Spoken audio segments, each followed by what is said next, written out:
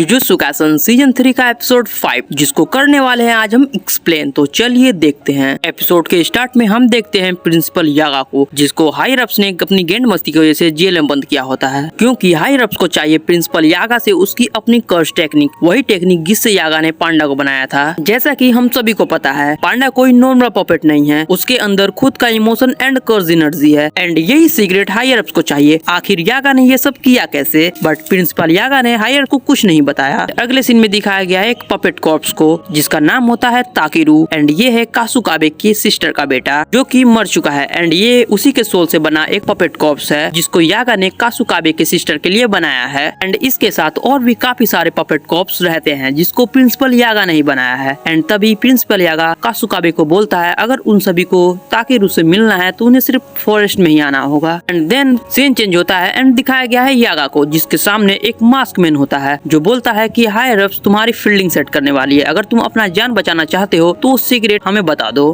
तभी यागा ये सब सुनकर जैसे ही फाइटिंग पोजीशन में आता है तभी वो देखता है कि काकुगांजी उसे मारने के लिए ऑलरेडी आ भी चुका है एंड तभी काकुगांजी अपने गिटार के अटैक से यागा को काफी ज्यादा इंजर्ड कर देता है जिसके वजह से यागा मरने की हालत में आ जाता है। एंड प्रिंसिपल यागा मरने से पहले अपना इंडिपेंडेंट कर्स कॉर्प्स टेक्निक्स काकुगांजी को बता देता है एंड तभी काकुगांजी बोलता है अगर तुम ये मुझे पहले बताते तो शायद मैं तुम्हें मारता नहीं। तभी यागा बोलता है कि ये एक कर्ज है जो कि मैंने तुम्हें दिया एंड तभी सीन चेंज होता है। दिखाया गया है पांडा को जो कि आकर यागा को संभालने लगता है जिसको वो अपने फादर की तरह मानता है एंड तभी काकुगांजी बोलता है कि तुम इसका बदला मुझसे नहीं लोगे। तो पांडा बोलता है मुझे बाकी इंसानों की तरह नहीं बनाया गया है एंड तुम एक बात याद रखना कि पांडा भी कभी रो सकता है। एंड तभी सीन चेंज होता है एंड अगले सीन में दिखाया गया है टेंगेन को जो यूजी एंड मेगुमी को बताता है कि हकारी एक अपना फाइटिंग क्लब चलाता है जहां सोर्सरर फाइट करते हैं एंड अदर्स उन पर गैम्बलिंग करते हैं। एंड तभी यूजी एंड मेगुमी हकारी से मदद मांगने के लिए जाते हैं। वो जाने से पहले अपना ड्रेस चेंज करते हैं और इनका ड्रेस इंस्पायर्ड है नारुतो एंड सास्के से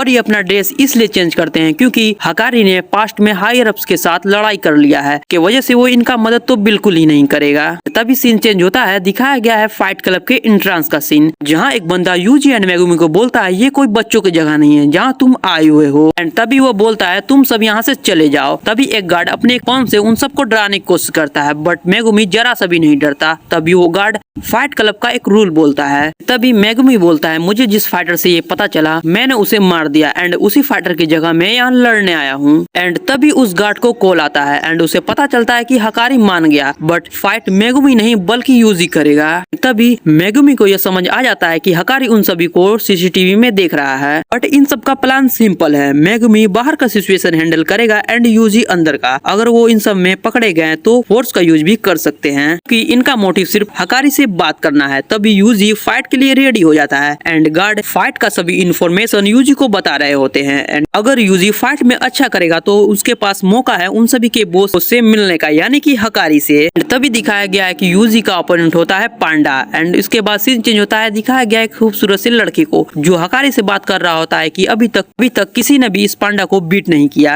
एंड तभी फाइट स्टार्ट होता है एंड ये दोनों मिलकर काफी ज्यादा नौटंकी कर रहे होते हैं। देन इसके बाद पांडा जानबूझकर हार जाता है। तभी यूजी को हकारी का कॉल आता है कि वो अंदर आ जाए एंड तभी हकारी एक बंदी को भेजता है मेगुमी पर नजर रखने के लिए। एंड तभी दिखाया गया है मेगुमी एंड पांडा को बात करते हुए जो बात कर रहे होते हैं कि आखिर वो हकारी के पास कैसे जाएं। बेसिकली वो अपना प्लान डिस्कस कर रहे होते हैं। एंड तभी दिखाया गया है यूजी एंड हकारी को एंड हकारी यूजी को काम करने के लिए बताने लगता है एंड यूजी इन सब चीजों के लिए मना कर देता है। एंड तभी हकारी यूजी को गैम्बलिंग के बारे में अच्छी बातें बताने लगता है एंड वो उसे ड्रिंक भी ऑफर करता है। तभी हकारी यूजी से गोजो के बारे में पूछता है बट यूजी बोलता है ये कौन है। तो हकारी बोलता है क्या तुम गोजो के बारे में नहीं जानते हो, कैसे सोर्सरर हो। बट यूजी ज्यादा झूठ नहीं बोल पाता है और वो पकड़ा जाता है एंड इसके बाद हकारी यूजी का कुटाई करने लगता है। देन इसके बाद एपिसोड यहीं एंड होता है। मिलते हैं नेक्स्ट वीडियो में।